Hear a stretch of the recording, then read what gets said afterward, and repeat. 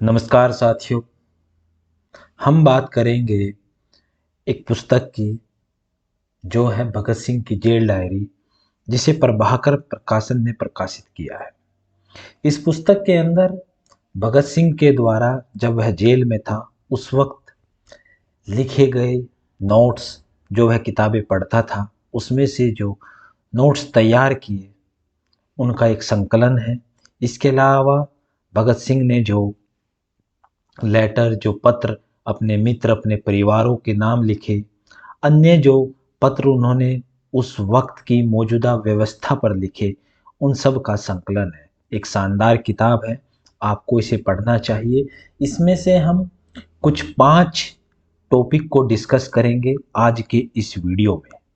भगत सिंह ने अपनी डायरी के पृष्ठ संख्या 327 पर एक विचार लिखा है। वह विचार फ्रेडरिक हैरिसन का है, जो समाज के रवैये को दिखाता है कि समाज किसी नए सिद्धांत के प्रति कैसा व्यवहार करता है।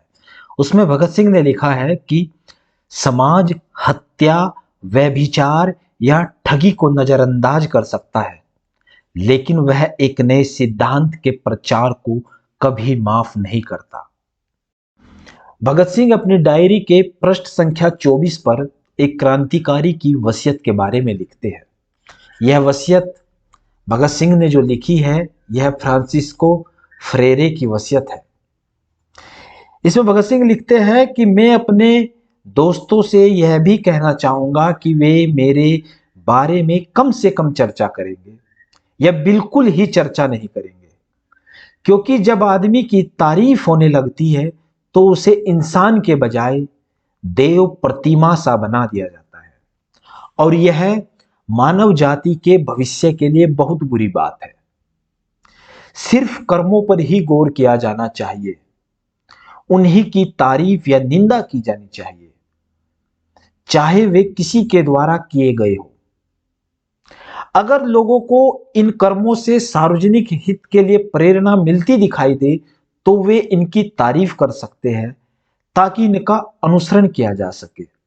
लेकिन अगर ये कर्म सामान्य हित के लिए हानिकर लगे तो वे इनकी निंदा भी कर सकते हैं ताकि फिर इनकी पुनरावृत्ति न हो सके।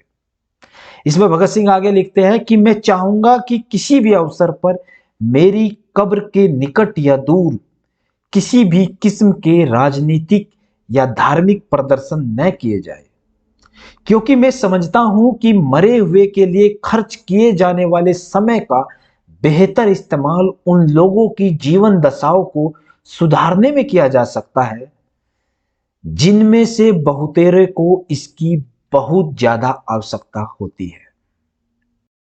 भगत सिंह अपनी डायरी के पृष्ठ संख्या 747 पर चार्ल्स मैके की कुछ पंक्तियां लिखते हैं, जिन पंक्तियों के माध्यम से भगत सिंह बताना चाहते हैं कि यदि हम किसी गलती की निंदा नहीं करते या उसे नहीं रोकते तो हमारा कोई दुश्मन नहीं होगा, और यदि हम किसी गलती को, किसी गलत काम का विरोध करते हैं तो हमारे जरूर दुश्मन होंगे।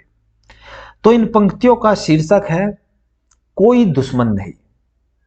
इसमें लिखते हैं कि तुम कहते हो तुम्हारा कोई दुश्मन नहीं, अफसोस मेरे दोस्त, इस सेखी में दम नहीं। जो शामिल होता है फर्ज की लड़ाई में, जिसे बहादुर लड़ते ही है, उसके दुश्मन होते ही है। अगर नहीं है तुम्हारे तो वह काम ही तुच्छ है जो तुमने किया है। तुमने किसी गद्दार के कुल्हे पर वार नहीं किया है, तुमने झूठी कस्में खाने वाले ओट से प्याला नहीं छीना है, तुमने कभी किसी गलती को ठीक नहीं किया है, तुम कायर ही बने रहे हो लड़ाई में। इसी प्रकार भगत सिंह अपनी डायरी के पृष्ठ संख्या 10 पर जीवन और शिक्षा के बारे में लिखते हैं। वह लिखते हैं कि लोग सिर्फ अपने बच्चे की जिंदगी की सलामती के बारे में ही सोचते रहते हैं, लेकिन इतना ही काफी नहीं है। अगर वह मनुष्य है तो उसे स्वयं भी अपनी जिंदगी की सलामती के बारे में शिक्षित होना जरूरी है, ताकि वह भाग्य के थपेड़ों को सह सके, संपदा और गरीबी का बहादुरी से मुकाबला कर सके। जरूरत पड़ने पर आइसलैंड की बर्फ के बीच या माल की तपती चट्टानों पर निवास कर सके।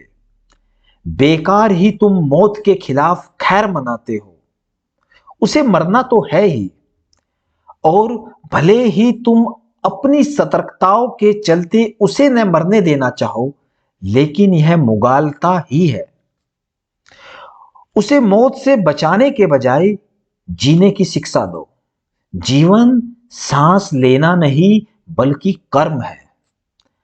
अपनी इंद्रियों का, अपने दिमाग का, अपनी क्षमताओं का और अपने अस्तित्व को चेतन बनाए रखने वाले प्रत्येक भाग का इस्तेमाल करना है।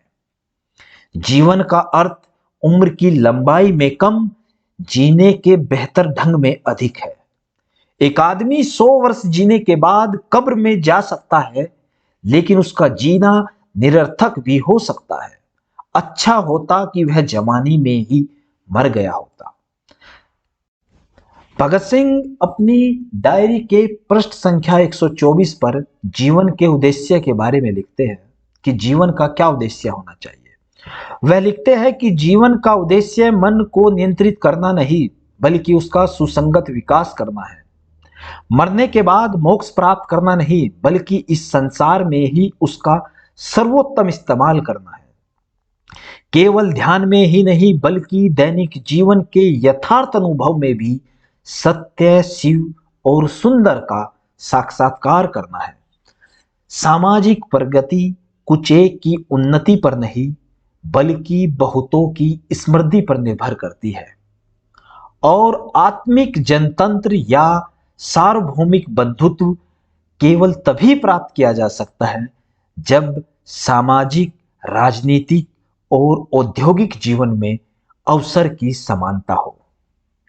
तो मैं आपसे कहना चाहता हूं कि यदि आप भगत सिंह के विचारों को जानना चाहते हैं कि भगत सिंह उस वक्त क्या पढ़ता था, क्या चीजें वह अपनी डायरी में नोट करता था और क्या उसने लिखा है, तो प्रभाकर प्रकाशन की यह पुस्तक भगत सिंह की जेल डायरी आप जरूर खरीदें और पढ़ें और समझे उस क्रांतिकारी विचारक की विचारधारा को। वह क्या सोचता था, क्या उसका नजरिया था, हर जीवन के हर एक पहलू पर उसकी क्या सोच थी। धन्यवाद।